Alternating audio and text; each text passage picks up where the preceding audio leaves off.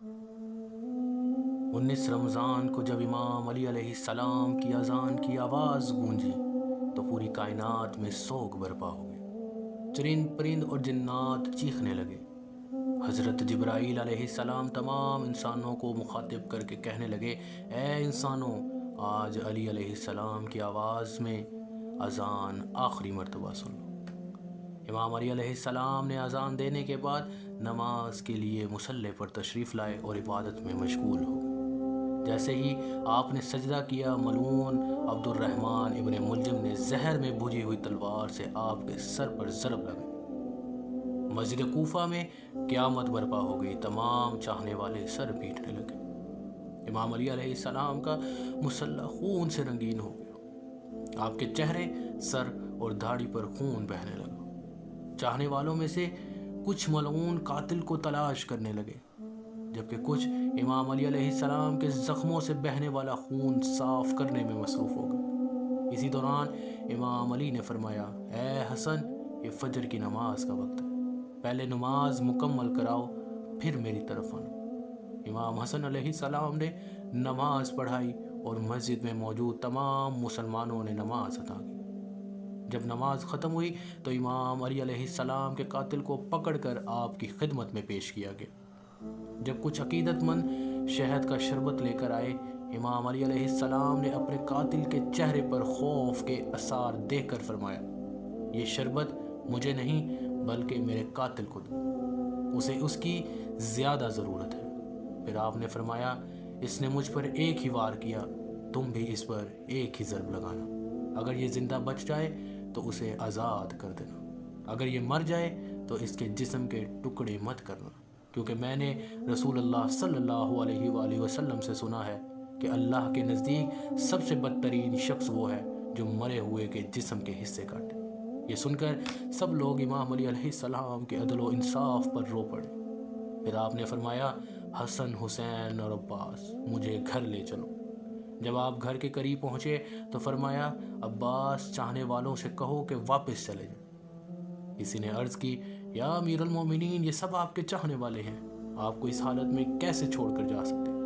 امام علی نے فرمایا، میری ضربت کی خبر مجھ سے پہلے میرے گھر پہنچ چکی ہوگی اور میری بیٹیاں زور زور سے رو رہی ہوں گی۔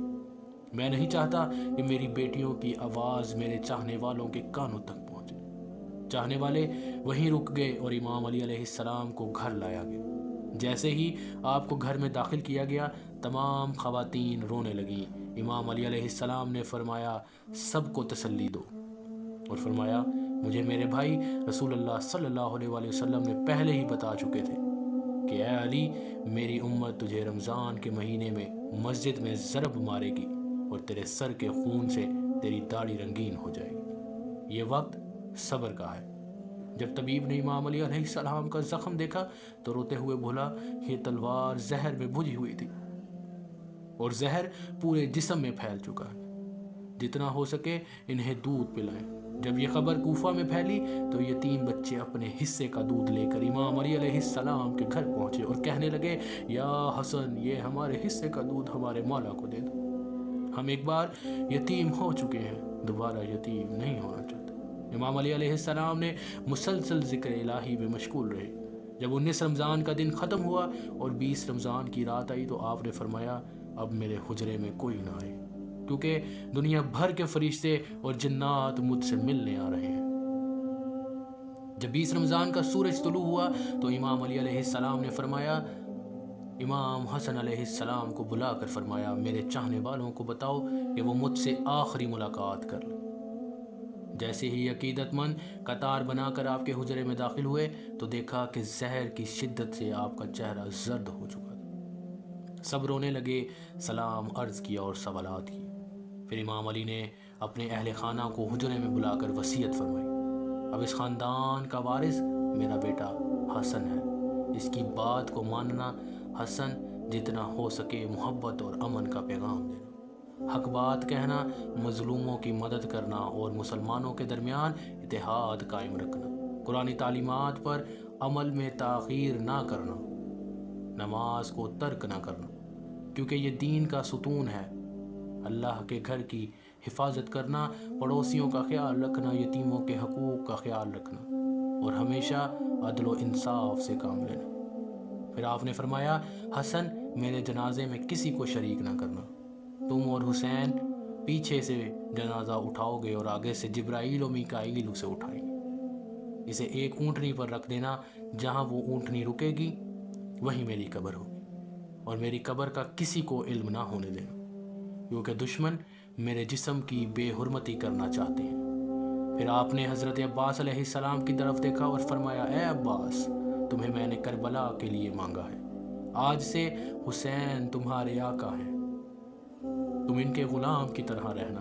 امام حسین کی طرف دیکھ کر فرمایا، حسین تمہیں بھوکا پیاسا کر کے کربلا میں شہید کیا جائے گا، تمہارے بچوں اور ساتھیوں کو بے دردی سے قتل کیا جائے گا، تمہاری بہنوں اور بیٹیوں کو قیدی بنا کر کوفہ و شام میں پھرایا جائے گا، لیکن اسلام کی سربلندی کے لیے صبر کرنا۔ پھر آپ نے فرمایا، سلام ہو یا رسول اللہ۔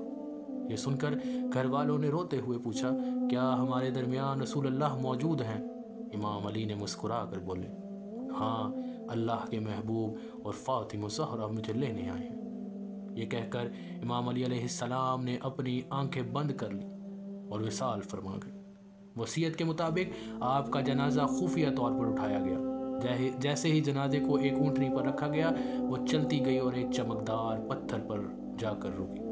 جب امام حسن اور امام حسین علیہ السلام نے وہ پتھر ہٹایا تو نیچے ایک تیار شدہ قبر موجود تھی، جس پر لکھا تھا، یہ قبر حضرت نوح نبی اللہ نے علی ابن ابی طالب علیہ السلام کے لیے تیار کی۔ سلام ہو امام علی علیہ السلام پر، سلام ہو ان کی عظمت پر، سلام ہو حیدر کرار پر۔